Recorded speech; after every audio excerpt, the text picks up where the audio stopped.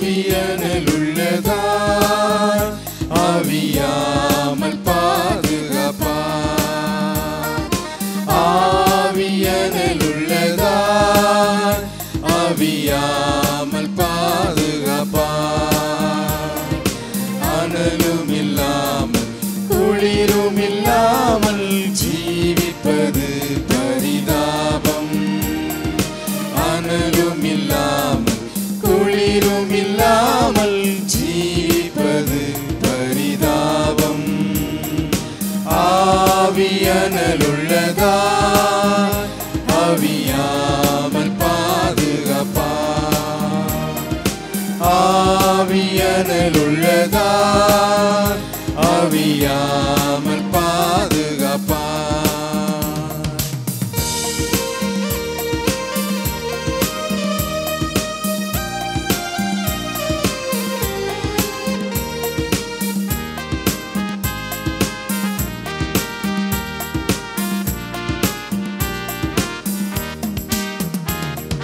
கர்த்தரின் நாள் சமீபம் மிக கருத்துடன் ஜீவிப்பாயே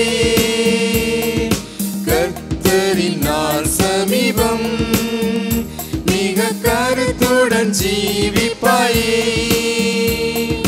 நிற்பந்த நாட்கள் வரும் நியாய தீர்ப்பின் நாள் நெருங்கிடுதே நிற்பந்த நாட்கள் வரும் நியாய தீர்ப்பின் நாள் நெருங்கிடுதே ஆவியனல் உள்ளதா ஆவியாமல் பாதுகாப்பா ஆவியனல் உள்ளதா ஆவியாமல் பாதுகாப்பா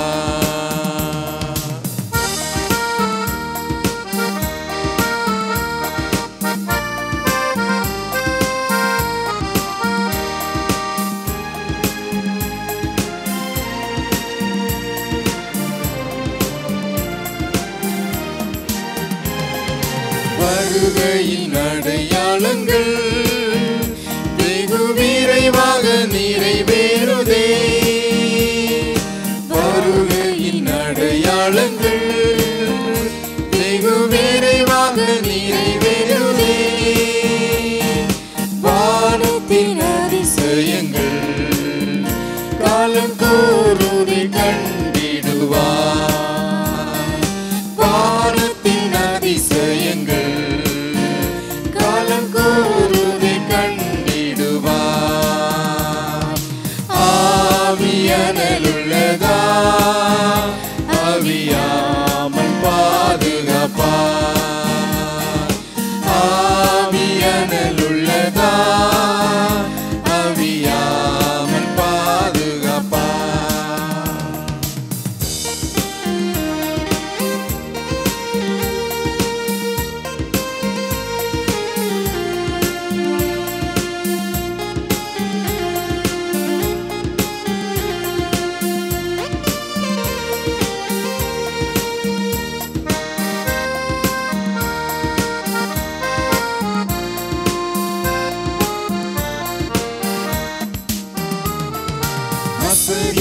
அசதியாயிருந்திடாமல் பின்னும் அதிசயங்கள் செய்வோமே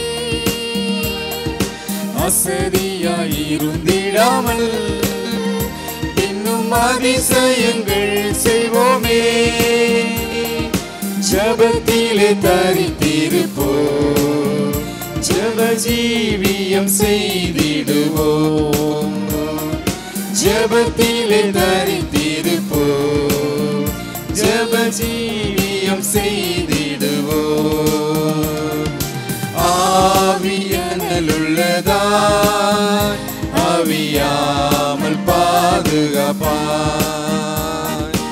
ஆவியனல் உள்ளதா ஆவியாமல் பாதுகாப்பா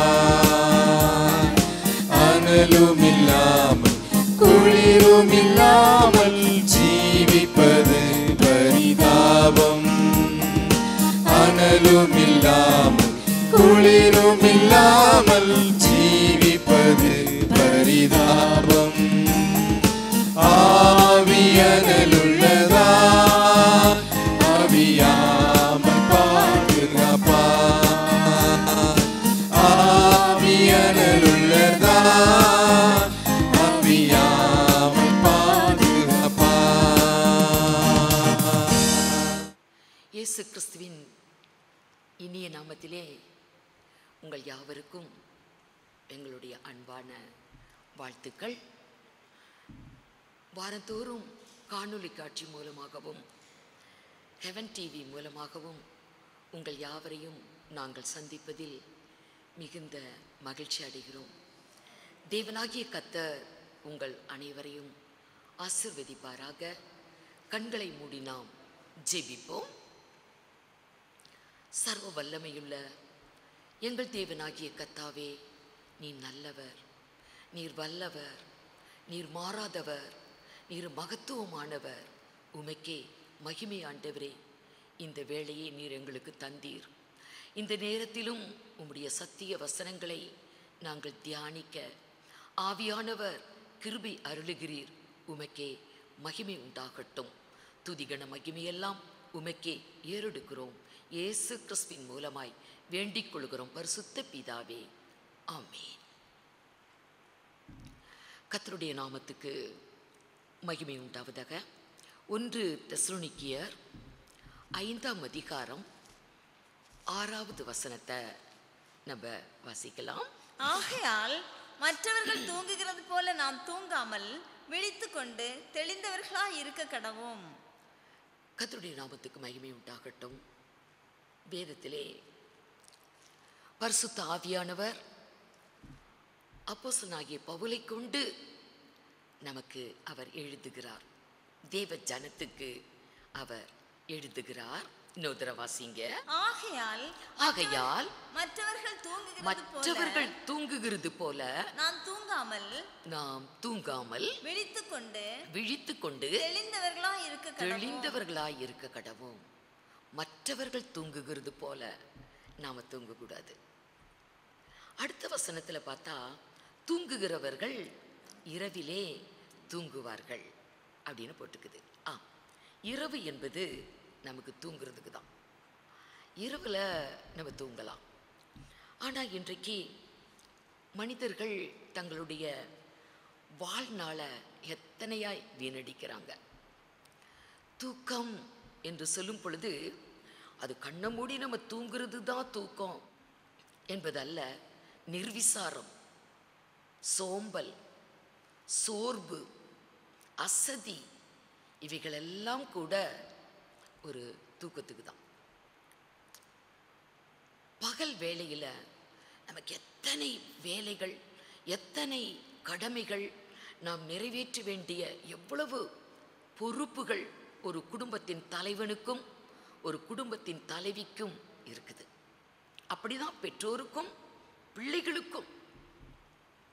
ஆனால் இந்த நிர்விசாரம், சோர்வு, அசதி, சோம்பல் இப்படிப்பட்ட காரியங்களுக்கு இடம் கொடுத்து தூங்கி தூங்கி தன் வாழ்க்கையை பாழாக்கினவர்கள் அநேகர் உண்டு. வாழ்வில் முன்னேறணும், ஆனால் முன்னேற்றம் இல்லை, கீழே இறங்கி போகிறாங்க. சாலமோன் இதை குறித்து அவனுக்கு ஒரு ஞானம் உதித்தது. அப்போ அவன் அதை எழுதி வைத்தான். எனக்கு இதை குறித்து ஒரு புத்தி வந்திருக்குது என்று. ஏனென்றால் ஒரு நாள் சாலமோன் நடந்து போகிறான். ஒரு சோம்பலான ஒரு மனிதனுடைய வயல்வெளியா நடந்து போகிறான். ஒரு மதியீனனுடைய திராட்சை தோட்டத்தின் வழியா நடந்து போகிறான். நடந்து போகும்போது அதை அப்படி கவனிக்கிறான். இவ்வளோ ஏக்கர் கணக்காக இருக்கிற இந்த வயல் யாருடையது? ஐயோ, அந்த சோம்பேறியுடையது. இவ்வளோ பெரிய திராட்சை தோட்டம் அந்த மதியனுடையது. ஆனால் அவ்வளவும் முள்ளுக்காடாய் காஞ்சொரி படர்ந்து ஒன்றும் இல்லாமல் பிரயோஜனமற்ற நிலைமாய் காணப்படுது. அதனுடைய கச்சுவர் உடைந்து கிடக்குது. அது அப்படியே சிந்திக்கிறான் சாலமோன். சிந்தித்து அப்பதான் உனக்கு ஒரு புத்தி வருதான். பாருங்க, நீதிமொழிகள் 4ஆம் அதிகாரம் 30 கடைசி மட்டும். சோம்பேறியின் வயலையும் மதியீனனுடைய திராட்சை தோட்டத்தையும் கடந்து போனேன். பாத்தீங்களா, சாலமோன் கடந்து போறான். இந்த வயல் வழியா, திராட்சை தோட்டத்தின் வழியா கடந்து போனேன். இதோ அதெல்லாம் முள்ளுக்காடா இருந்தது. எல்லாம் முள்ளுக்காடு. வயல் பூமியை உழணும், பண்படுத்தணும், அதுல பயிர் விளைவிக்கணும், தானியங்கள் வளரும், எல்லாருக்கும் உணவு கிடைக்கும். எவ்வளோ பிரயோஜனமானது விவசாயம், வயல் என்பது. ஆனா ஒண்ணுமே செய்யலை. ஏன்னா அவன் சோம்பேறி. மதியீனனுடைய திராட்சை தோட்டம், அது வழியா கடந்து போறான். பார்த்தா அதுவும் முள்ளுக்காடு.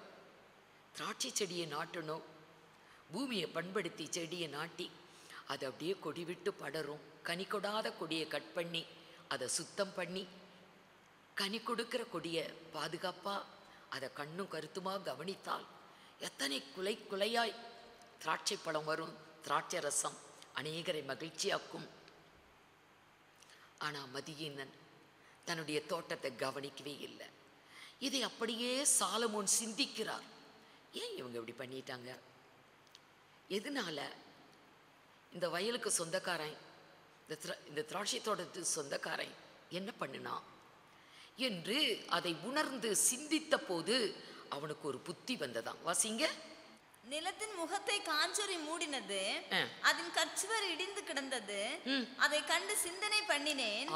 சிந்திக்கிறான் சாலமோன். சிந்தித்தேன், அதை நோக்கி புத்தி அடைந்தேன். இப்ப அவனுக்கு ஒரு புத்தி வந்துச்சு. அதை சிந்திக்க ஆரம்பித்தான். ஏன் இப்படி எல்லாம் நடந்துச்சு? சிந்தித்த போது சாலமோனுக்கு இப்பதான் அந்த ஞானம் உதிக்குது. ஒரு புத்தி வருது. அவன் எப்படி செய்திருந்தா இப்படி இருந்திருக்கும் என்று புத்தி அடைகிறான். புத்தி அடைந்து அவன் சொல்லுறான், வாசிங்க. இன்னும் கொஞ்சம் உறங்கட்டும், இன்னும் கொஞ்சம் கை முடக்கி கொண்டு நித்திரை செய்யட்டும் என்பாயோ. உன் தரித்திரம் வழிபோக்கனை போலவும், தரித்திரம் வழிபோக்கனை போலவும், உன் வறுமை ஆயுதம் அணிந்தவனை போலவும் வரும். அப்பதான் இதை எழுதுறான். கொஞ்சம் தூக்கம், இன்னும் கொஞ்சம் தூங்கட்டும், இன்னும் கொஞ்சம் கைமுடக்கி கொண்டு நித்திரை செய்யட்டும் என்பாயோ. இன்னைக்கு மனிதர்களுடைய வாழ்க்கையில இரவெல்லாம் நம்ம நல்லா தான் தூங்குறோம். ஆனா காலையிலே விழிப்பு வந்த உடனேயே இன்னும் கொஞ்சம் தூங்குவோம், இன்னும் கொஞ்சம் தூங்கலாம், இன்னும் கொஞ்சம் கைமுடக்கி கொண்டு நித்திரை செய்யலாம் என்று அநேகர் தங்களுடைய கடமைகளை தவிர்த்து, தங்களுடைய பொறுப்புகளை உணராமல் இன்றைக்கு அசதி, சோர்வு, சோம்பல், நிர்விசாரம் இவைகளுக்கு இடம் கொடுத்து இன்னைக்கு வாழ்விலே தரித்திரராய் காணப்படுறாங்க. இது சாலமோனுக்கு உதித்த ஒரு ஞானம். அதை முன்னமே எழுதுவான். நீதிமொழிகள் புஸ்தகத்துல இதை குறித்து முதலேயே எழுதுவான். நீதிமொழிகள் 6ஆம் அதிகாரம் 9 பார்த்தா இதே காரியத்தை அங்க எழுதுவான். பாருங்க. சோம்பேறியே, நீ எவ்வளவு நேரம் படுத்திருப்பாய், எப்பொழுது உன் தூக்கத்தை விட்டு எழுந்திருப்பாய். இன்னும் கொஞ்சம் தூங்கட்டும், இன்னும் கொஞ்சம் உறங்கட்டும், இன்னும் கொஞ்சம் கை முடக்கி கொண்டு நித்திரை செய்யட்டும் என்பாயோ. உன் தரித்திரம் வழிபோக்கனை போலவும். அப்படிப்பட்ட உங்களுடைய வாழ்க்கையில தரித்திரம் தான். எத்தனை குடும்பங்கள், நல்லா இருந்த குடும்பம் கெட்டு போய் இருக்குது. நல்ல சுறுசுறுப்பா இருக்கிறவங்க, கடமை உணர்வோடு வாழக்கூடியவங்க அடிமட்டத்தில் இருந்தாலும் இன்னைக்கு உயர்ந்த நிலைமையில் இருக்கிறாங்க. ஆனால் குடும்பத்தின் தலைவனோ தலைவியோ பொறுப்பற்றவர்களாய் குடித்து வெறித்து தூங்கி தூங்கி வாழ்க்கையை கடத்தினவங்க வாழ்க்கையில எத்தனை தரித்திரம் வழிபோக்கனை போல வரும். சொல்லாம கொள்ளாம. வறுமை ஆயுதம் அணிந்தவனை போல வரும். ஒரு போர் வீரனை போல அதிகாரத்தோட வரும். ஆகவே தான் சாலமோன் தன்னுடைய நீதிமொழி புஸ்தகத்துல இதை குறித்து பல இடத்துல எழுதியிருப்பார், நிறைய இடத்துல எழுதிட்டு போவார். நீதிமொழிகள் 23ஆம் அதிகாரம் 21வது வசனத்துல கூட அவர் சொல்லுவார், வாசிங்க. குடியனும் போஜன பிரியனும் குடிகாரனும் போஜன பிரியனும் தரித்திரர் ஆவார்கள். ஆமா, குடிச்சு குடிச்சு பணத்தை வீணா அழிக்கிறவங்க. அதுபோல போஜன பிரியர், சாப்பிட்டு சாப்பிட்டே சம்பாதிக்கிற பணம் எல்லாம் சாப்பாட்டுக்கே, வாய்க்கு ருசியா வேளா வேலைக்கு சாப்பாடு அதான் பிரதானம். சாப்பாடு முக்கியம்தான். போஜன பிரியர்களாக இருக்கக்கூடாது, போஜன புசிக்கணும். போஜன பிரியனும் குடியனும் தரித்திரர் ஆவார்கள். தூக்கம் கந்தைகளை உடுத்துவிக்கும். அப்படியே தூங்குகிறவனும், சோம்பல் உள்ளவன், அசதி உள்ளவன், நிர்விசாரமானவன், அப்படியே தூங்குகிறவனும் தரித்திரனாவான் அப்படின்னு போட்டுக்குது. அதனால தான் ஆவியானவர் சொல்லுகிறார், இந்த ஞானியை கொண்டு நீ தூக்கத்தை விரும்பாதே. நமக்கெல்லாம் ரொம்ப விருப்பம் தூக்கம்தான். சாப்பாட்டை விட தூக்கம் அப்படின்னா ரொம்ப விருப்பமாக, நம்ம அசதியாக இருந்தால் தூக்கம் ரொம்ப வந்துச்சுன்னா சாப்பிடாம கூட படுத்து அப்படியே தூங்குறவங்க, ஆழ்ந்த உறக்கம், நிம்மதியான தூக்கம் அப்படி இருக்குது. ஆனால் வேதம் சொல்லுகிறது, தூக்கத்தை விரும்பாதே. நீ அது மேலே ஆசை வைக்கக்கூடாது, ஆனால் தூங்கலாம். தூங்குகிறவர்கள் இரவிலே தூங்குவார்கள், தூங்கலாம். அது மேலே விருப்பம் இருக்கக்கூடாது. நீதிமொழிகள் 20ஆம் அதிகாரம் 13வது வசனத்துல அப்படி சொல்லப்பட்டு இருக்கிறது. தூக்கத்தை விரும்பாதே, தூக்கத்தை விரும்பாதே, விரும்பினால் தரித்திரனாவாய். அதை விரும்பினால் தரித்திரனாவாய். சுறுசுறுப்பா இருக்கணும், அசதிக்கு இடம் கொடுக்க கூடாது, சோர்வுக்கு இடம் கொடுக்க கூடாது, சோம்பலுக்கு இடம் கொடுக்க கூடாது. இதை குறித்தெல்லாம் நீதிமொழிகள்ல நிறைய வார்த்தைகள் இருக்கிறது. சாலமோன் ஞானி எழுதி வைத்திருக்கிறான். இந்த கொஞ்ச தூக்கம் இன்னும் கொஞ்சம் தூங்கட்டும், இன்னும் கொஞ்சம் கைமுடக்கி கொண்டு நித்திரை செய்யட்டும் என்பாயோ. இந்த கொஞ்ச தூக்கம், இரவுல படுத்து நீண்ட நேரம் தூங்குறோம், 6 மணி நேரம், 7 மணி நேரம், 8 மணி நேரம் கூட தூங்குறோம். ஆனா இந்த கொஞ்ச தூக்கம் அப்படின்னு ஒரு தூக்கம் இருக்குது பாருங்க, அது ரொம்ப கஷ்டமான காரியம். பஸ்ஸில் உட்காந்து ட்ராவல் பண்ணும்போது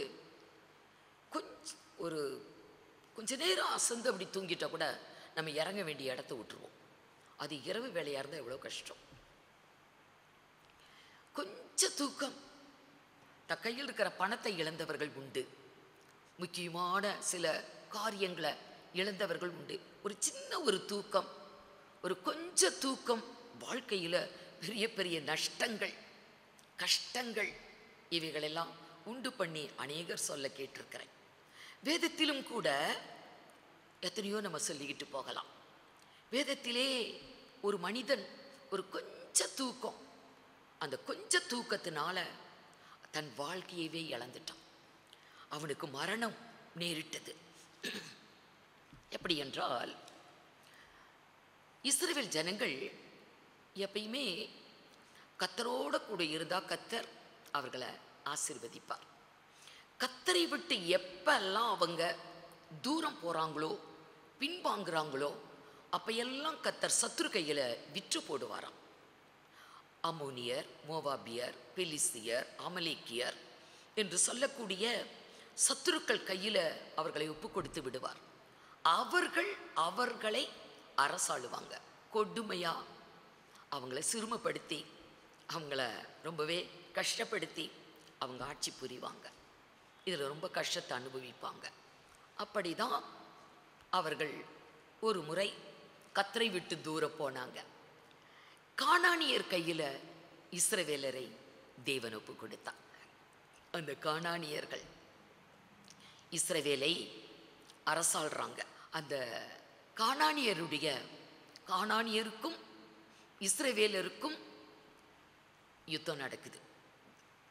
அவங்க யுத்தத்தை வழிநடத்தி கொண்டு போகிற இராணுவ அதிகாரி, பெரிய ஒரு தலைவன் சிசரா. வாசிங்க நியாயாதிபதிகள் 4ஆம் அதிகாரம் முதல் 2 வசனம். ஏகூத் மரணமடைந்த பின்பு இஸ்ரவேல் புத்திரர் திரும்ப கர்த்தரின் பார்வைக்கு பொல்லாப்பானதை செய்து வந்தார்கள். ஆகையால் கர்த்தர் அவர்களை ஆத்சோரில் ஆளுகிற யாபீன் என்னும் கானானியருடைய ராஜாவின் கையில விற்று போட்டார். அவனுடைய சேனாபதிக்கு சிசரா என்று பெயர். அவன் புற ஜாதிகளுடைய பட்டணமாகி அரோசேத்திலே குடியிருந்தான். போதும். அவர்களுடைய சேனை தளபதி சிசரா. இஸ்ரவேலுக்கும் கானானியருக்கும் யுத்தம் நடக்குது. நீங்க கீழே வாசித்து பார்க்கலாம். அந்த யுத்தத்திலே கர்த்தர் இஸ்ரவேலருக்கு அனுகூலமா இருக்கிறார். கானானியரை இஸ்ரவேல் கையில, இராணுவத்தின் கையில கர்த்தர் ஒப்பு கொடுத்தார். ஆகவே அவங்க தோற்று போறாங்க. இராணுவ வீரர்களை இவங்க கொன்று குவிக்கிறாங்க. தோல்வி அடையும் பொழுது சிசரா ரதத்தை விட்டு இறங்கி அவன் உயிரை காப்பாற்றணுமே, தன் உயிரை காத்து கொள்ளலாம் என்று அவன் ஓடி வருவான். ஓடி வரும் பொழுது அவங்களுக்கு ரொம்பவே நெருங்கின ஒரு சிநேகமாய் இருந்த ஒரு வீடு, யாகேல் என்று சொல்லக்கூடிய ஒரு பெண்மணியுடைய வீடு இருக்குது. ஓடி வரா. அவளும் அவளுடைய கணவரும் இவங்களோட ரொம்ப பட்சமானவங்க தான். ஆனாலும் யாகேல் யார்? இஸ்ரவேல் பெண்மணி. தன்னுடைய நாட்டுக்கு இன்னைக்கு ஒரு பிரச்சனை என்று சொல்லும் பொழுது தேச துரோகம் செய்ய முடியாது.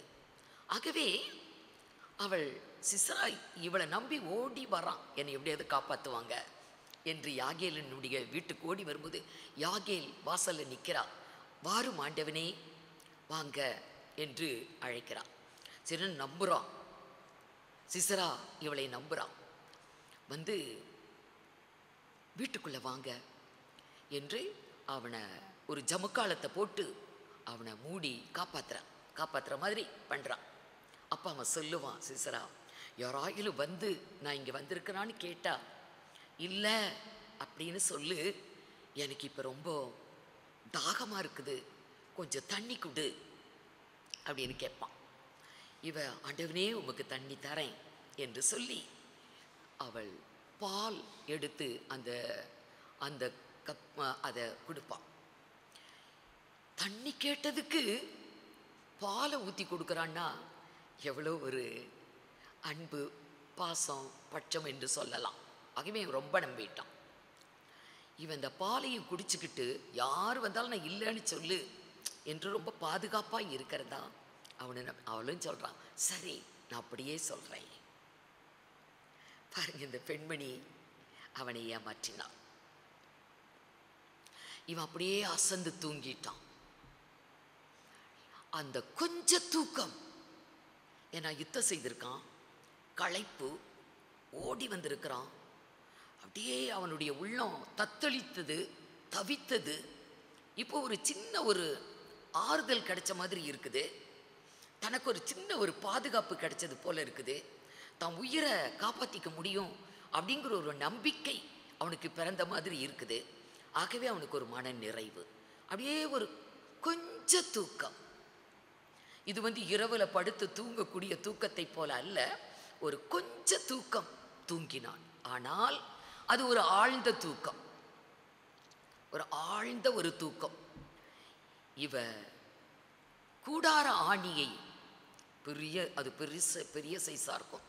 கூடார ஆணியையும் ஒரு சுத்தியிலையும் எடுத்துக்கிட்டு வந்து அப்படியே அயர்ந்து தூங்கி கொண்டிருந்த சிசராவின் நெற்றியிலே அந்த ஆணியை வச்சு சுத்தியில அடிச்சா அது அப்படி தலை உள்ளுக்கு இறங்கி அது பூமிக்குள்ளேயே பாஞ்சிருச்சு.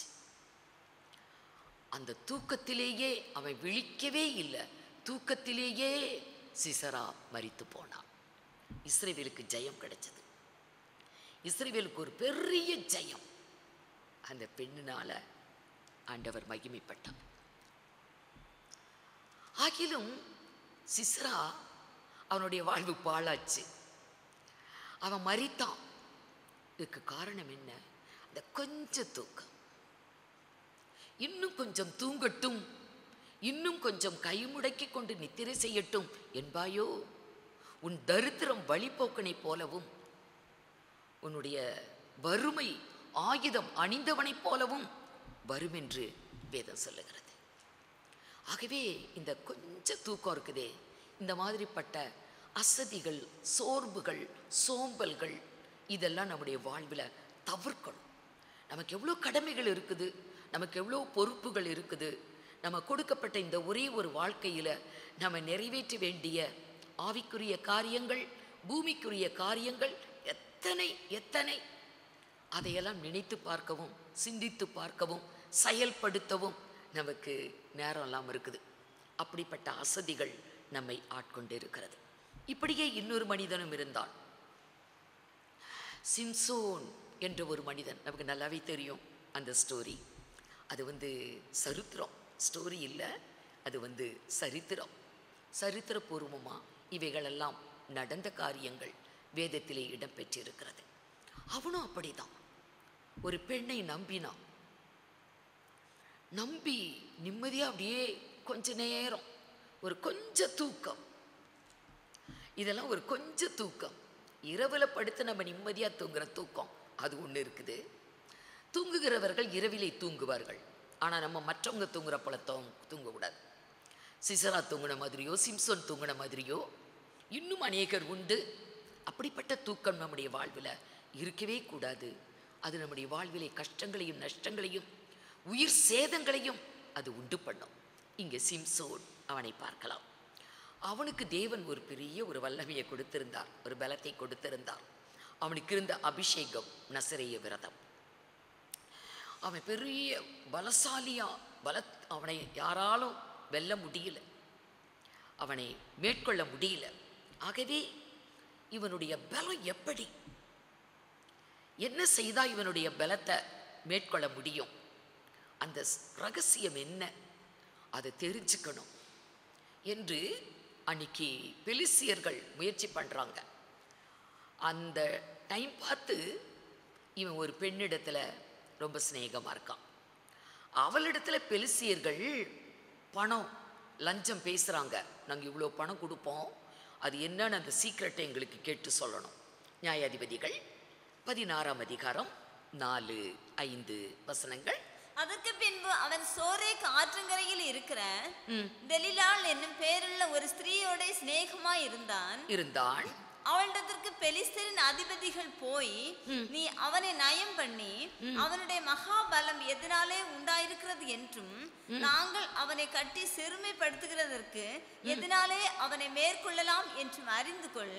அப்பொழுது நாங்கள் ஒவ்வொருவரும் 1100 வெள்ளிக்காசு உனக்கு கொடுப்போம் என்றார்கள். அப்படியே தெலீலாள் சிம்சோனை பார்த்து, உன் மகாபலம் எதனாலே உண்டாயிருக்கிறது, உன்னை சிறுமைப்படுத்த உன்னை எதனாலே கட்டலாம் என்று நீ எனக்கு சொல்ல வேண்டும் என்றாள். போதும்.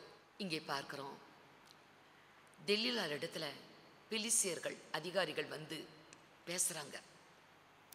அவனுடைய பலம் எப்படி, அதுக்கு நாங்கள் இவ்வளோ பணம் கொடுப்போம், ஒவ்வொருத்தரும் தருவோம், அந்த ரகசியத்தை கேட்டு எங்களுக்கு சொல்லணும். இவ சிம்சோன் இடத்திலே மிகுந்த சிநேகம் கொண்டவளை போல நடித்து தினந்தோறும் அவனை அலட்டி கொண்டே இருக்கிறான்.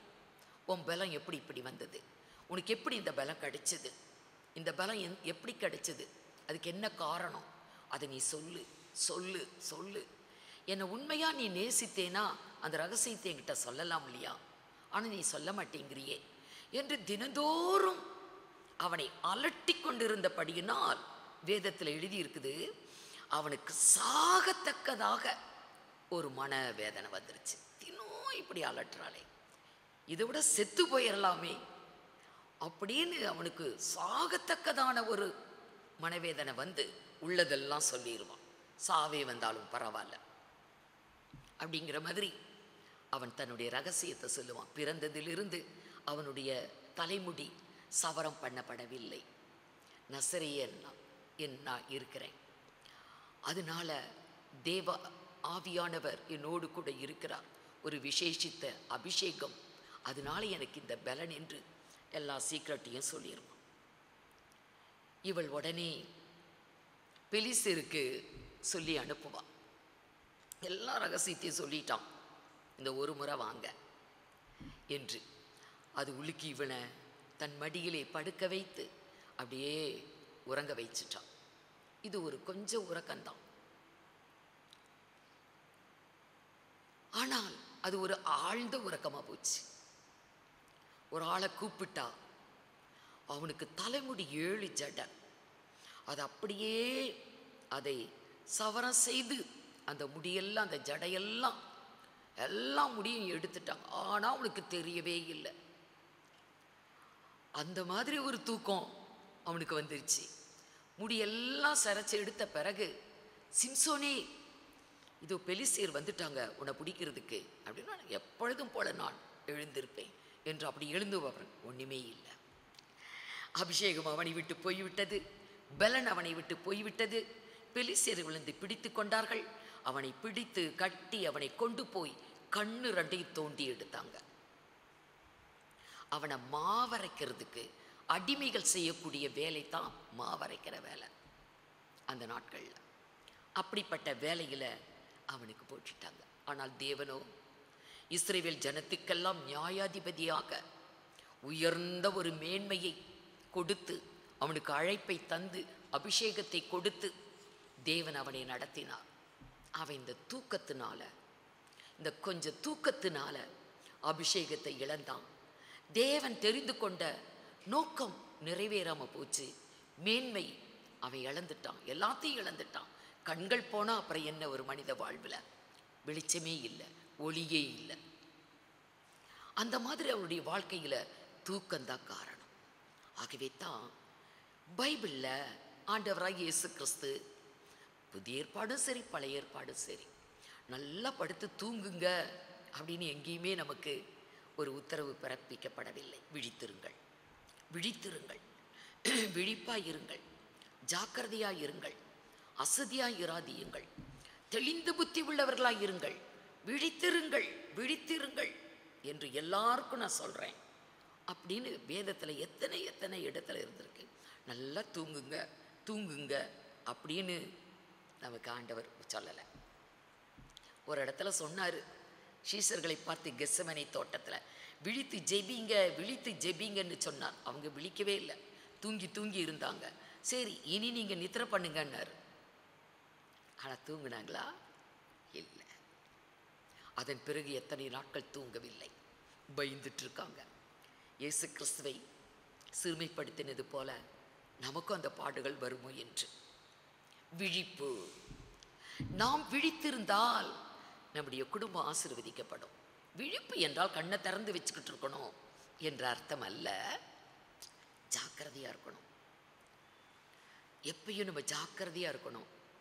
ரொம்ப கேர்ஃபுல்லாக நம்முடைய காரியங்களை குறித்து, நம்முடைய பொறுப்புகளை குறித்து, நாம் அடைய வேண்டிய ரட்சிப்பை குறித்து, ஆவிக்குரிய காரியங்களை குறித்து, பூமிக்குரிய காரியங்களை குறித்து, நம்முடைய வீட்டு காரியங்களை குறித்து, சமுதாயத்தில் நாம் ஆற்ற வேண்டிய பணிகளை குறித்து எல்லாத்துலேயுமே நம்ம ஜாக்கிரதையாக இருக்கணும்.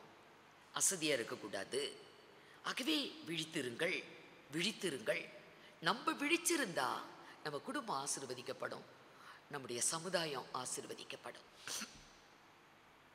பவுலும் சீலாவும் அவர்களுடைய வாழ்க்கையை எடுத்துக்கொள்ளலாம். பவுலும் சீலாவும் ஊழியம் செய்து கொண்டு இருக்கிறாங்க, கர்த்தருடைய ஊழியத்தை செய்கிறாங்க. அப்போ ஒரு இடத்துல குறி சொல்லக்கூடிய ஒரு பெண் தினந்தோறும் அவங்கள பார்த்து குறி சொல்லுவா. இது அநேக நாளாக நடந்துகிட்டு இருக்குது. இவங்க உன்னதமானவருடைய தேவ ஊழியக்காரர்கள், இவர்கள் நமக்கு ரட்சிப்பின் வழிகளை போதிக்கிறவர்கள் அப்படின்னு குறி சொல்லுவா.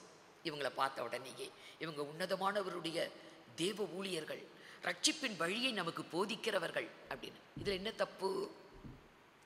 சரிதான். நம்மளா இருந்தால் காது கொடுத்து கேட்டு, ஆமாம் உண்மைதான், உண்மையாக தேவ ஊழியர்கள் தான் ரட்சிப்பை தானே அறிவிக்கிறாங்க, ஆமாம் என்று காது கொடுத்து கேட்குற கிறிஸ்தவங்க எத்தனை எத்தனை பேர் இருக்கிறாங்க. அது அந்த வார்த்தை உண்மையான வார்த்தையாய் தோன்றினாலும் சொல்லுறது யாரு? பிசாசு.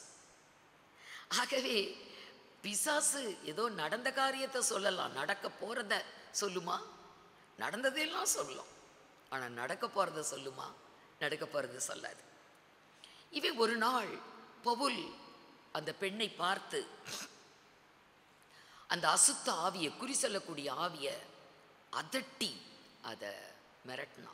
அது அவளை விட்டு போயிருச்சு. இவளை வச்சு சில எஜமான்கள் குறி சொல்லி நிறைய ஆதாயம் வருது, பணம் சம்பாதிக்கிறாங்க. அது ஒரு பிஸ்னஸ். இப்போ இவளால் குறி சொல்ல முடியல, ஆதாயம் அற்று போய் விட்டது. ஆகவே அந்த எஜமான்களுக்கு பவுல் மேலேயும் சீலா மேலேயும் சரியான கோபம். அதிகாரிகளிடத்தில் அவங்களை குற்றம் சாட்டி அவர்களை பிடித்து அடித்து சிறைப்படுத்தி அவங்கள தொழு மரத்தில் கட்டி வச்சிருக்குது கால்களை. சரீரமெல்லாம் காயம், பயங்கர காயம். அப்படிப்பட்ட சூழ்நிலையில், இவ்வளோ அடிபட்டு இருக்கக்கூடிய இந்த சூழ்நிலையில கூட அவங்க என்ன செய்தாங்களா?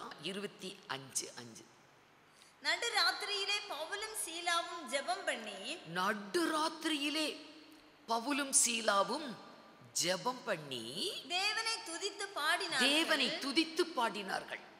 நமக்கு ஒரு தலைவலி வந்தா கூட நம்மளுக்கு ஜெபம் வேண்டாம், அப்படியே ரெஸ்ட் எடுப்போம், அப்படியே ரெஸ்ட் பண்ணிக்கலாம் அப்படின்னு.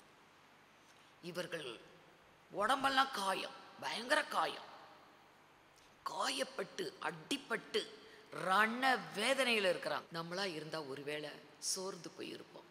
என்ன ஆண்டவரே, உங்களுக்காக இவ்வளோ வைராக்கியமாக இருந்தேன், எனக்கு இப்படி வந்துருச்சே என்று எலியா சோர்ந்து போய் நான் இன்னைக்கே சாகணும் அப்படின்னு கேட்டான். ஆனால் பவுலும் சீலாவும் இத்தனை ரண காயங்கள், அடி, கால்கள் தொழுமரத்தில் மாட்டப்பட்டு இருக்கிறது. நடுராத்திரியிலே பவுலும் சீலாவும் கர்த்தரை துதித்து பாடி கர்த்தரை மகிமைப்படுத்தினார்கள். காவலில் வைக்கப்பட்டவர்கள் அதை கேட்டுக்கொண்டிருந்தார்கள். சிறையில் இருக்கிற எல்லாரும் அதை கேட்டுக்கிட்டு இருக்கிறாங்க. கர்த்தர் அவர்களுக்காகவே ஒரு பூமி அதிர்ச்சியை உண்டாக்கினார். சிறையின் கதவுகள் எல்லாம் திறந்தது. கைதிகளுடைய கையில் இருந்த விலங்குகள் எல்லாம் அருந்தது. எல்லாருக்கும் விடுதலை கிடைச்சிருச்சு. சிறை கதவும் திறந்திருக்குது. திடீரென்று ஜெயிலர், சிறை அதிகாரி, அவன் முழிச்சு எழுந்து பார்க்குறான். கதவு திறந்திருக்குது, எல்லாரோட கட்டுகளும் கலண்டிருக்குது, எல்லாரும் தப்பிச்சு ஓடி விட்டார்களோ என்று அவன் அப்படியே சத்தமிட்டு அலறி கூப்பிட்டு தன்னையே தற்கொலை செய்யறதுக்கு போயிட்டான். அப்பதான் பவுல் சொல்லுவார், நீ உனக்கு ஒரு கெடுதியும் செய்து கொள்ளாதே, நாங்கள் எல்லாரும் இங்கே தான் இருக்கிறோம். அப்போதான் இவன் போய் பவுலோட காலில் விழுவான். ஆண்டவமாரே, நாங்கள் ரட்சிக்கப்படுவதற்கு என்ன செய்யலாம், என்ன செய்யணும்? நீ கர்த்தராகிய இயேசு கிறிஸ்துவை விசுவாசி, அப்பொழுது நீயும் உன் வீட்டாரும் ரட்சிக்கப்படுவீர்கள் என்று அவனுக்கு சொல்லுவார். அந்த இரவிலேயே அந்த காவலாளி, சிறை காவலாளி பவுலையும் சீலாவையும் வீட்டுக்கு அழைத்து கொண்டு போய் காயங்களை எல்லாம் கழுவி விட்டான். உடனே அந்த குடும்பத்துக்கே ஞானஸ்தானம் கொடுத்தாரு பவுல். அந்த குடும்பம் ரட்சிக்கப்பட்டது. ஒரு தேவ ஊழியர்களின் விழிப்பு, ஆத்துமாக்கள் ரட்சிக்கப்படுவாங்க.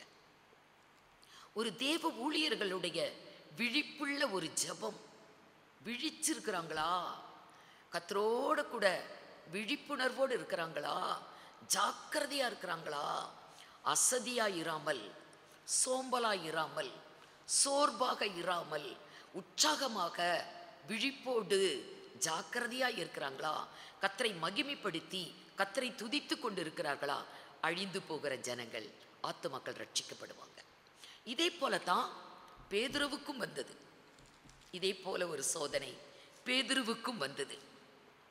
எப்படி என்றால், அந்த நாட்களிலே ஏரோது கர்த்தரோட பிள்ளைகளை, சபையை ரொம்ப துன்பப்படுத்தி கொண்டே இருந்தான். யோவானுடைய சகோதரன் யாக்கோபை சிறைப்பிடித்து அவனை சிரசேதம் பண்ணினான். இது யூதர்களுக்கு ரொம்பவே பிரியமா இருந்துச்சான். அப்போஸ்தலர்களை கொடுமைப்படுத்துறது அன்றைக்கு இருந்த யூதர்களுக்கு, இஸ்ரவேலருக்கு ரொம்ப சந்தோஷம். ஆகவே பேதுருவையும் பிடித்தான். பேதுருவையும் பிடித்து சிறைப்படுத்தி அடுத்த நாள் காலையில் அவனை சிரசேதம் பண்ணணும். அவன் சிறையில் வைக்கப்பட்டு இருக்கிறான். உடனே சபை மக்கள், அன்றைக்கு இருந்த விசுவாசிகள் ரொம்ப விழிப்பாக இருக்கிறாங்க. நம்ம அன்னைக்கு ஏமாந்து போயிட்டோம், கர்த்தரிடத்துல போராடி நம்ம விழித்து ஜெபிக்கல, யாக்கோபு பட்டயத்தால் வெட்டப்பட்டு போயிட்டான். ஏரோது அவனை வெட்டி விட்டான். பேதுரு வந்த மாதிரி தேவன் ஒப்பு கொடுக்க கூடாது, நாம் ஜெபிக்கணும் என்று மரியாள் வீட்டிலே விசுவாசிகள் எல்லாரும் கூடி ஊக்கத்தோடே பேதுருவை விடுதலையாக்க வேண்டும், பேதுருவுக்கு சிரசேதம் வரக்கூடாது என்று, பேதுருவுக்கு விடுதலை வேண்டும், சிறையிலிருந்து அவன் விடுதலை பெற வேண்டும் என்று விசுவாசிகள் எல்லாம் விழித்து இரவுல உட்கார்ந்து எல்லாரும் ஜெபிக்கிறாங்க. ஆனா பேதுரு என்ன பண்ணிக்கிட்டு இருந்தாரு? வாசிங்க அப்போஸ்தலர் 12ஆம் அதிகாரம் 5, 6. அப்படியே பேதுரு சிறைச்சாலையிலே காக்கப்பட்டிருக்கையில் சபையார் அவனுக்காக தேவனை நோக்கி ஊக்கத்தோட ஜெபம் பண்ணினார்கள். ஏரோது அவனை வெளியே கொண்டு வரும்படி குறித்திருந்த நாளுக்கு முந்தின நாள் ராத்திரியிலே பேதுரு 2 சங்கிலிகளினாலே கட்டப்பட்டு 2 சேவகர் நடுவே நித்திரை பண்ணி கொண்டிருந்தான். காவற்காரரும் கதவுக்கு முன்னிருந்து சிறைச்சாலையை காத்து கொண்டிருந்தார்கள். சபை மக்கள் எல்லாம் ஜெபம் பண்ணிக்கிட்டு இருக்கிறாங்க விழித்து. ஆனால் பேதுருவோ 2 பக்கம் காவலுக்கு ஆட்கள் இருக்கிறாங்க. ஆனா இவன் எல்லாம் உறங்கிட்டு இருக்கிறான். சிறையிலே அவன் தூங்கி கொண்டு இருக்கிறான். கர்த்தர் விசுவாசிகளுடைய ஜெபத்தை கேட்டார். தேவதூதனை அனுப்பி அவனை விடுதலை பண்ணி அவங்க ஜெபம் பண்ணிக்கிட்டு இருக்கிற அதே வீட்டுக்கே பேதுருவை தேவன் கொண்டு வந்தார். ஆனால் இவன் தூங்குனான் பாருங்க, சிறையில் தூங்கிட்டு இருக்கிறான். பவுலும் சீலாவும் சரீரத்தில் காயங்களோடு கூட ரணவேதனையோடு கூட கர்த்தரை துதித்து பாடி தேவனை மகிமைப்படுத்தினாங்க. இவனோ தூங்கினான். இந்த தூக்கத்தின் பலன் என்னாச்சு? அவர்கள் விழித்திருந்தார்கள், குடும்பம் ரட்சிக்கப்பட்டது, காவலாளர்களுடைய குடும்பம் ரட்சிக்கப்பட்டது. இவன் பேதுரு தூங்குனான். இதே போல இவனை காத்திருந்த காவலாளர்களுடைய நிலைமை என்னாச்சு? 18, 19 அதே அதிகாரம். பொழுது விடிந்த பின்போ பேதுருவை குறித்து சேவகருக்குள்ளே உண்டான கலக்கம் கொஞ்சமல்ல. ஏரோது அவனை தேடி காணாம போன போது காவற்காரரை விசாரணை செய்து அவர்களை கொலை செய்யும்படி கட்டளையிட்டு கொலை செய்தார்கள். காவலாளர்கள் கொலை செய்யப்பட்டாங்க. இவன் தூங்குனா, இவனை காத்த காவலாளர்கள் கொலை செய்யப்பட்டாங்க. அவங்க விழித்து இருந்தாங்க, அவங்களை காத்த காவலாளர்கள் குடும்பம் ரட்சிக்கப்பட்டது. அப்ப தூக்கத்துக்கும் விழிப்புக்கும் எத்தனை வித்தியாசம்! விழிப்பு ரட்சிப்பை கொண்டு வரும், தூக்கம் கொலை மரணம்.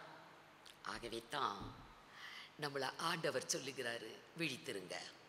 மற்றவங்க தூங்குற போல தூங்காதீங்க. இந்த கொஞ்சம் தூக்கம் அப்படிங்கிறது நம்முடைய வாழ்வில் இருக்கக்கூடாது. இரவுல தூங்குறவங்க இரவுல தூங்குவாங்க. நம்ம வாழ்க்கையில இன்னும் கொஞ்சம் தூங்கட்டும், இன்னும் கொஞ்சம் கைமுடக்கி கொண்டு நித்திரை செய்யட்டும் என்ற அந்த கொஞ்சம் தூக்கம் இருக்க வேண்டாம். அப்படியே நம்ம தூங்கினால் கூட நம்முடைய இதயமோ விழித்திருக்க வேண்டும். சூலமித்தி சொல்லறா, மணவாட்டி சொல்லறா, உன்னத பாட்டு 5ஆம் அதிகாரம் 2வது வசனத்துல, நான் நித்திரை பண்ணினேன், என் இதயமோ விழித்திருந்தது. சிசரா தூங்குனா, ஆணி வச்சு அடிச்சது கூட தெரியல.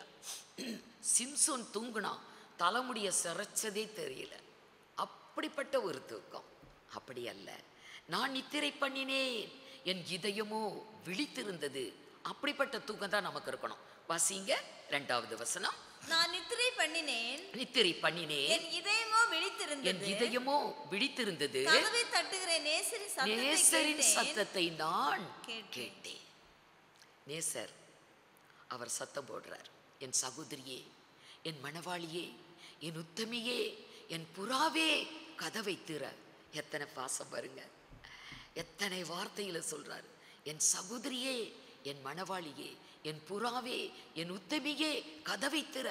என் தலைமயிர் பனியினால நனையுது, கதவை திற.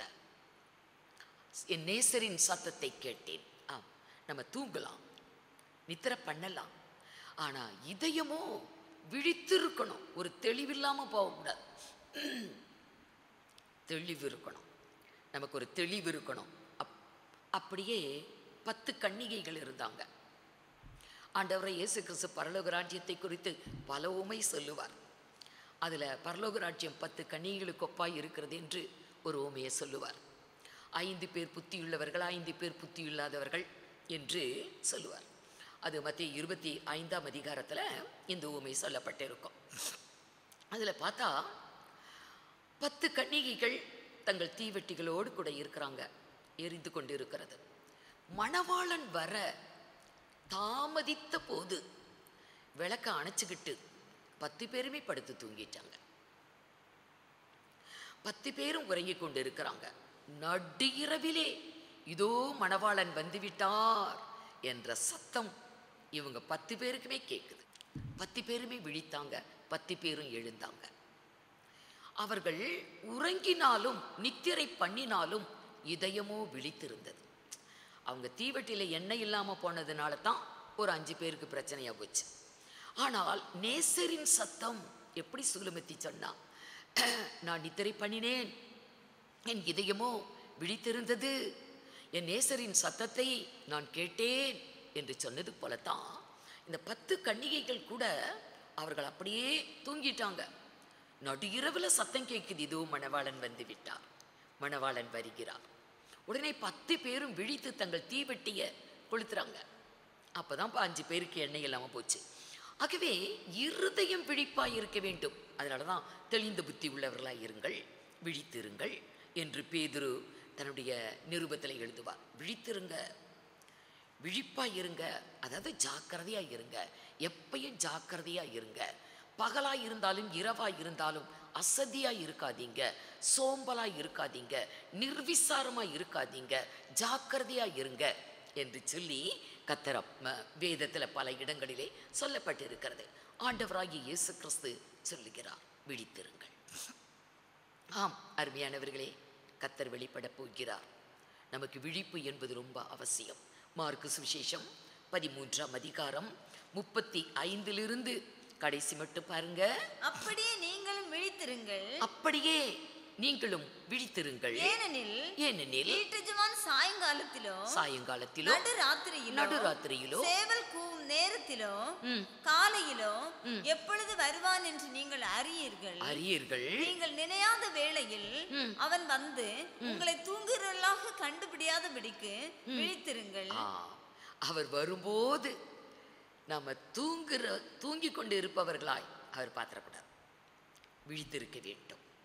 விழிப்பு நம்முடைய வாழ்வில் ரொம்ப அவசியம். இந்த வார்த்தையை பல இடத்துல சொல்லிட்டு போவார். மத்தேயு சுவிசேஷம் 24ஆம் அதிகாரம் 42வது வசனம் பாருங்க. 42. உங்கள் ஆண்டவர் இன்ன நாழிகையிலே வருவார் என்று நீங்கள் அறியாதிருக்கிறபடியால் விழித்திருங்கள் என்று பல இடத்துல சொல்லுவார். மத்தேயு 25ஆம் அதிகாரம் 13வது வசனம். மனுஷகுமாரன் வரும் நாளிகையாவது நீங்கள் அறியாதிருக்கிறபடியால் விழித்திருங்கள். இப்படியே சுவிசேஷங்களில் ஆண்டவராகிய இயேசு கிறிஸ்து பலமுறை சொன்ன காரியம், விழித்திருங்க, விழித்திருங்க, எப்பயும் விழிப்பா ஜாக்கிரதையா இருங்க. ஏமாந்து போயிடக்கூடாது, நிர்விசாரமா இருந்துடக்கூடாது, அசதியா இருந்துடக்கூடாது, ஜாக்கிரதையா இருக்கணும். அதுக்கு தான் விழிப்பா இருங்க, தெளிந்த புத்தி உள்ளவர்களாக இருங்கள். தெளிவு, நம்ம விழிச்சிருந்தாலும் ஒரு தெளிவு இருக்காது. ஆலயத்தில் ஆராதனையில் உட்காந்துருப்பாங்க ஜனங்க, எல்லாம் கண்ணை விழிச்சு தான் உட்காந்துருப்பாங்க. ஆனால் என்ன வசனம், ஏது வசனம், என்ன சொன்னாங்க, ஒரு தெளிவுமே இருக்காது. ஏன்னா நினைவு சிந்தனை எங்கேயாவது அலப்பாஞ்சிக்கிட்டு இருக்கும். இல்லை ஆலய பிரகாரத்தில் ஆராதனையில் கூட அந்த கொஞ்சம் தூக்கம் நம்முடைய வாழ்வில் எவ்வளோ பெரிய நஷ்டங்கள், கஷ்டங்கள், சேதங்களை உண்டு பண்ணுகிறது. ஆகவே தூங்குறவங்க இரவிலே நல்லா தூங்கலாம். ஆனால் இந்த கொஞ்ச தூக்கம் என்று சொல்லி நம்முடைய வாழ்வில் இடம் கொடுத்தா நமக்கு அது ரொம்ப பிரச்சனை. ஏன்னா சாத்தான் பார்த்துக்கிட்டு இருக்கிறான். கர்த்தருக்கு முன்னாடி நம்ம உண்மையாக இருக்கணும். ரெண்டாவது, பிசாசுக்கு கொஞ்ச நாள் தான் இருக்குது, அவனுக்கு டைம் கொஞ்ச நாள் தான். ஆகவே மிகுந்த கோபம் கொண்டு அவன் பூமியில் இறங்கி இருக்கிறான். ஆகவே கர்த்தருடைய பிள்ளைகளுக்கு ஆபத்து வரும் என்று வேதம் சொல்லுகிறது. ஆகவே அவன் ஜாக்கிரதையாக இருக்கிறான். கர்ஜிக்கிற சிங்கத்தை போல எவனை விழுங்கலாமோ என்று வகை தேடி சுற்றி கொண்டு இருக்கிறான். ஆகவே தெளிந்த புத்தி உள்ளவர்களாய் இருங்கள், விழித்திருங்கள் என்று அப்போஸ்தலனாகிய பேதுரு தன்னுடைய நிருபத்தில் எழுதி வைத்திருக்கிறார். நீங்கள் விழித்திருங்க என்று அவர் எச்சரிக்கிறார். ஆகவே விழிப்பு நமக்கு வேண்டும், தெளிவு நமக்கு இருக்கணும். தெளிவாக இருக்கணும், எப்பயுமே தெளிவாக இருக்கணும். ஐயோ நான் தெரியாமல் பேசிட்டேன், எனக்கு அது நான் எப்படி பேசுனேன்னே தெரியல, எப்படி நான் பார்த்தேன்னு தெரியல, எப்படி செய்தேன்னு தெரியல, எப்படி போனேன் எப்படி வந்தேன் அப்படின்னு ஒரு தெளிவற்ற சூழ்நிலையில் பல தப்பு தவறுதல்களை நம்முடைய வாழ்க்கையில் பார்க்குறோம், செய்துடுறோம். தெளிவு நம்முடைய வாழ்வில் தெளிவு ரொம்ப அவசியம். 1 தெசலோனிக்கேயர் 5ஆம் அதிகாரம் 6, 7 வசனங்களை மீண்டும் வாசிங்க. நீங்கள் எல்லாரும் 1 தெசலோனிக்கேயர் 5ஆம் அதிகாரம் 6, 7 மற்றவர்கள் தூங்குகிறது போல நாம் தூங்காமல் விழித்துக்கொண்டு தெளிந்தவர்களாய் இருக்க கடவோம். ஒரு தெளிவு, எப்பயுமே ஜாக்கிரதையா நம்ம தெளிவா நம்ம இருக்கணும். ஏனென்றால் மனுஷகுமாரனாகிய இயேசு கிறிஸ்து மத்திய ஆகாயத்திலே வெளிப்பட போகிறார். உலகத்தில் எத்தனை துன்பங்கள் வந்து கொண்டு இருக்கிறது, வந்திருக்குது, இன்னும் வர இருக்கிறது. இவைகளுக்கெல்லாம் தப்பி மனுஷகுமாரனுக்கு முன்பாக நாம் நிற்க பாத்திரவான்களாய் நாம் எண்ணப்படுவதற்கு எப்பொழுதும் ஜெபம் பண்ணி விழித்திருங்கள் என்று ஆண்டவராகிய இயேசு கிறிஸ்து வேதத்தில் சொல்லி இருக்கிறார். மனுஷகுமாரனுக்கு முன்பாக நம்ம போய் நிற்கணும். அருமையானவர்களே, நம்ம எப்படி இருக்கிறோம்? கர்த்தர் வரப்போகிறார், அவரை சந்திக்க போகிறோம், அவருக்கு முன்னதாக நாம் நிற்கப் போகிறோம். நாம் விழிப்புள்ளவர்களாய் தெளிவுள்ளவர்களாய் காணப்படுகிறோமா? இல்லை மற்றவர்களைப் போல கொஞ்சம் தூக்கத்தில் நம்ம காணப்படுகிறோமா? வேண்டாம். நம்முடைய வாழ்வில் அசதிகள் வேண்டாம், நிர்விசாரம் வேண்டாம். எப்பொழுதும் தெளிவும் விழிப்பும் ஜாக்கிரதையும் உள்ளவராக உலக கடமைகளிலும் சரி ஆவிக்குரிய வாழ்விலும் காணப்படுவது ரொம்ப அவசியம். தேவனாகிய கர்த்தர் உங்கள் அனைவரையும் ஆசீர்வதிப்பாராக. கண்களை மூடி நாம் ஜெபிப்போம். எங்களை நேசிக்கிற எங்கள் நல்ல ஆண்டவரே, நீர் எங்களுக்கு கொடுத்த இந்த நாளுக்காக நன்றி செலுத்துகிறோம்.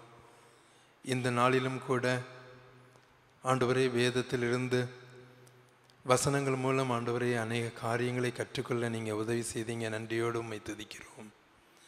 மற்றவர்கள் தூங்குகிறது போல நாம் தூங்காமல் விழித்து கொண்டு தெளிந்தவர்களாக இருக்க கடவோம் என்ற வசனத்தின் மூலமாக அநேக காரியங்களை தியானிக்க ஆண்டவர் கிருபை செய்தீர்.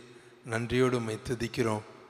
நாங்கள் சோம்பேறியாய் தூக்கத்தையே விரும்புகிறவர்களாய் நாங்கள் நிர்விசாரமாய் இருந்தால் தரித்திரராக மாறுவோம். தூக்கம் கந்தையை உடுத்து வைக்கும், வறுமையை கொண்டு வரும் என்று நாங்கள் பார்த்தோம்ப்பா. வேதத்திலே ராஜாக்கள் இன்னும் அநேகம் பேர் சோம்பேறியாய் நிர்விசாரமாய் தூக்கத்தை விரும்பியவர்கள் தங்கள் ஜீவனையே இழந்து போனார்கள் என்பதை நாங்கள் பார்த்தோம்ப்பா. சிம்சோனுடைய வாழ்க்கை, சிசராவனுடைய வாழ்க்கையில் விழிப்பில்லாமல் அசதியான தூக்கத்தால் ஜீவனை இழந்ததை நாங்கள் பார்த்தோம்ப்பா.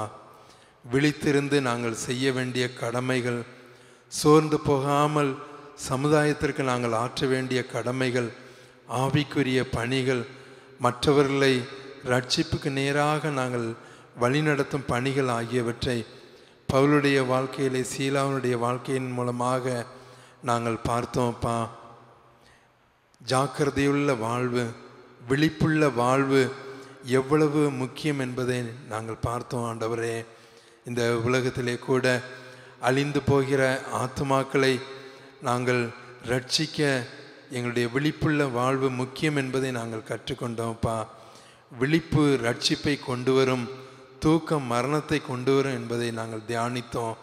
ஆண்டவரே, அசதியான தூக்கம் மரணத்தை கொண்டு வரும். தெளிவு வாழ்க்கையில் எவ்வளவு முக்கியம் என்பதை நாங்கள் கற்றுக்கொண்டோம்ப்பா. உலக வாழ்விலும் கூட ஆவிக்குரிய வாழ்விலும் கூட தெளிவு ஜாக்கிரதையுள்ள வாழ்வு முக்கியம் என்பதை நாங்கள் ஆண்டவரே இந்த நாளிலே கற்றுக்கொண்டோம்.